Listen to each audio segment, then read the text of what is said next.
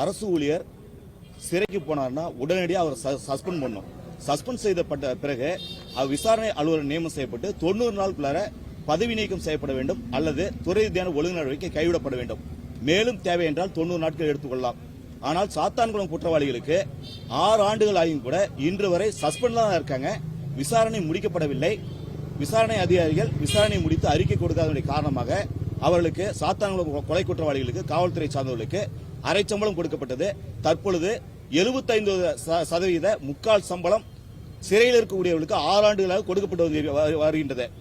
10 ரூபாய்க்கும் சென்னையிலும் தூத்துக்குடியிலும் 2 போராட்டங்கள் நடத்திய பிறகு கூட விசாரணையை முடித்து இறுதி அறிக்கை கொடுக்காதனுடைய காரணமாக இன்று வரை 75% சம்பளத்தை சிறையில் இருப்பவர்களுக்கு 6 ஆண்டு காலமாக காவல்துறை வழங்கிவிட்டிருக்கின்றது.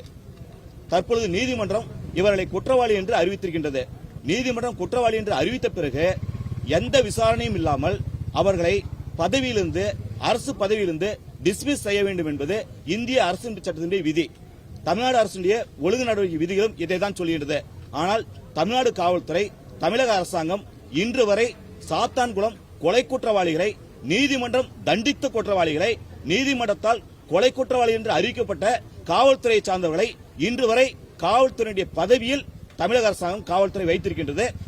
இந்த மாத சம்பளத்தை ஏப்ரல் 1ஆம் தேதி சிறையில் இருக்கக்கூடிய சாத்தான்குளம் கொலை குற்றவாளிகளுக்கு தமிழக அரசாங்கம் காவல்துறை ஏப்ரல் 1ஆம் தேதி சம்பளம் வழங்கி இருக்கின்றது. இதன் மூலம் காவல்துறை சொல்லக்கூடிய செய்தி, காவல்துறை சார்ந்தவர்கள் கொலை செய்தாலும் சரி, காவல் நிலையத்தில் வைத்து அடித்து கொலை செய்தாலும் சரி, சிறையில் இருந்தாலும் சரி, சிறையில் கூடிய காவலர்களை காவல்துறை காப்பாற்றும், அவருடைய குடும்பத்திற்கு சம்பளத்தை கொடுக்கும் என்கின்ற செய்தியை சொல்லி சட்டத்தின் ஆட்சியை தமிழகத்துடைய காவல்துறை கேலி கூத்தாக்கி கொண்டிருக்கின்றது. இதை கண்டித்து ஏப்ரல் 1ஆம் தேதி டிராபிக் ராமசாமி பிறந்த நாளில் தமிழக மக்களை நம்முடைய பணத்திலிருந்து கொலை குற்றவாளிகளுக்கு சம்பளம் கொடுக்கக்கூடிய காவல்துறை கண்டித்து தூத்துக்குடி காவல் கண்காணிப்பாளர் அலுவலகம் முன்பு மனு கொடுக்கும் போராட்டத்தை சமூக ஆர்வலர்கள், தகவல் ஆர்வலர்கள் 10 ரூபாய்க்கு சார்பில் செய்ய இருக்கின்றோம். தமிழக அரசிற்கும் காவல்துறைக்கும் கோரிக்கை வைக்கின்றோம். கொலை குற்றவாளி என்று நீதிமன்றம் தண்டித்திருக்கக்கூடிய சாத்தான்குளம் போலீஸ்காரர்களை உடனடியாக காவல்துறை பதவியிலிருந்து நீக்க வேண்டும்.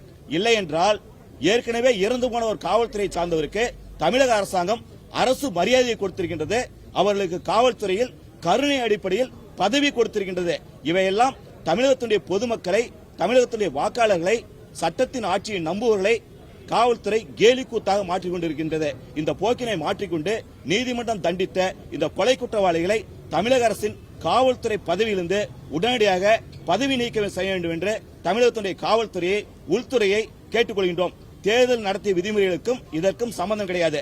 நீதிமன்றம் எந்த நிமிடத்தில் குற்றவாளி என்று அறிவித்ததோ அதன் பிறகு நீதிமன்றத்தினுடைய தீர்ப்பு நகல் வர வேண்டும், தண்டனை விபரம் வர வேண்டும் என்பதற்கெல்லாம் காத்திருக்காமல் உடனடியாக அவர்களை பதவியிலிருந்து நீக்க வேண்டும் என்பது பல்வேறு நீதிமன்ற தீர்ப்புகளில் இருக்கின்றது. உடனடியாக தமிழகத்துடைய காவல்துறை கொலை குற்றவாளிகளை, சாத்தான்குளம் குற்றவாளிகளை காவல்துறை பதவியிலிருந்து நீக்க வேண்டும். அவர்களுக்கு மக்கள் வரிப்பணத்தில் சம்பளம் கொடுக்க கூடாது என்கின்ற கோரிக்கையை முன்வைக்கின்றோம். நல்வினை விஸ்வராஜ், பொதுச் செயலாளர் 10 ரூபாய் இயக்கம்.